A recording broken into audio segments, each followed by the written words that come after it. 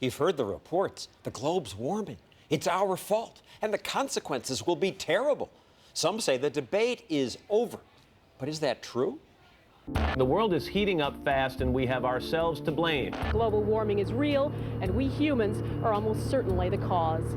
Books warn that the Earth is under fire. A suicidal planet's approaching a boiling point and a toxic burn. Children are frightened. I worry. My mom worries. The water might rise and it might flood the whole town. We won't be able to survive for long. And people say, since global warming is because of man, it must be fixed by man, now. Some say irreversible consequences are 30 years away. This Ad Council PSA says ignoring the coming crisis is like putting our kids in front of a train. That won't affect me. What are you most worried will happen? We'll all die. Are there some people who say this isn't true? Yes. Yes. Might they be right? No. How do you know they're not right? Well, because the Earth is getting hotter. Where do you learn this? I saw the Al Gore video. And the Oscar goes to An Inconvenient Truth. The global warming documentary featuring Vice President Al Gore has been seen by millions. People have proclaimed him a prophet, a cultural icon, a conquering hero. You are a true champion for the cause, Mr. Gore. In 2007, he won the Nobel Peace Prize. The Oscars were followed by other worldwide media events. You are Live Earth. With all this hoopla, it's no surprise that 86% of Americans say global warming is a serious problem. Global warming is now, by anybody's measure, a crisis. But is it a crisis? Yes, the globe is warming, but is it really all our fault? And is it true that the debate is over? No. What you think you know may not be so.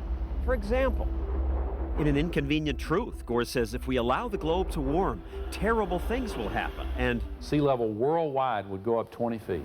Yeah, maybe like the height of this building. We'll probably just like drown and we'll die. This is what would happen to the sea level in Florida. This is what would happen to San Francisco Bay. maybe in thousands of years, says the IPCC, the group that shared last week's Nobel Prize with the vice president. But in 100 years, the oceans might rise 7 to 24 inches, not 20 feet. A faster buildup of heat here. Mr. Gore also talks about melting ice caps. That's not good for creatures like polar bears. They show this heart-rending cartoon. A new scientific study shows that for the first time they're finding polar bears that have actually drowned. But I bet you didn't know that polar bears appear to be doing all right. Future warming may hurt them, but right now the World Conservation Union and the U.S. Geological Survey say most populations of polar bears are stable or increasing. There is one relationship that is far more powerful than all the others. The most impressive demonstration in Mr. Gore's movie is the big graph of carbon dioxide levels. Here's what the temperature has been on our Earth. Now, one thing that kind of jumps out at you is, did they ever fit together? My goodness, I knew that carbon dioxide's thought to amplify temperature increases, but this shows a clear cause and effect. For 600,000 years, when carbon rose, so did temperature. It suggests that carbon levels control temperature. But the real inconvenient truth is that carbon increases came after temperature rose, usually hundreds of years later. Temperature went up first. I wanted to ask Mr. Gore about that and other things, but he wouldn't agree to talk about this. Why should he when he and others say, the debate's over. The science is agreed upon. The debate is over and the science is in. It's absurd for people to say that sort of thing. It's really wrong. These scientists are among those who say the debate is by no means over. Right there. John Christie and Roy Spencer won NASA's Medal for Exceptional Achievement for figuring out how to get temperature data from satellites. They agree that the Earth is warmed. We all agree that it's warmed, I think. The big question is, and the thing that we dispute is it because of mankind? Climate changes, they point out. It always has, with or without man. Early last century, even without today's big output of carbon dioxide, the Arctic went through a warm period.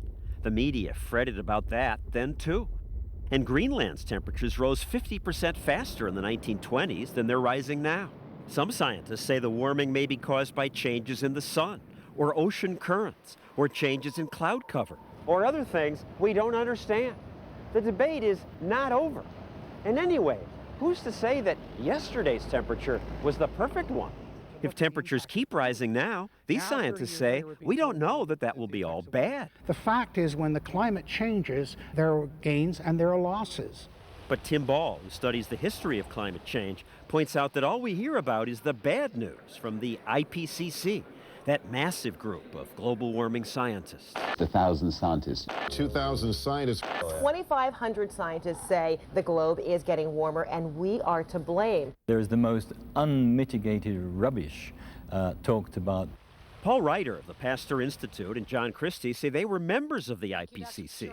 That so-called group of scientists, they say, is not what people think it is. The IPCC is the Intergovernmental Panel on Climate Change. It is governments who nominate people. You will find in many chapters that there are people who are not scientists at all. Who are they? They were essentially activists. Members of groups like Greenpeace were involved. And when the IPCC report came out, not all its members agreed with what was said. We were not asked to look at a particular statement and sign our names to it at all. I got very frustrated and I resigned. But the IPCC still listed Reiter as part of the so-called consensus. I contacted the IPCC and said, look, I've resigned. I don't want to have anything more to do with this. And they said, well, you've been involved, so you're still on the list. Only when he threatened to sue, he says, did they take his name off the report. The IPCC denies that that happened.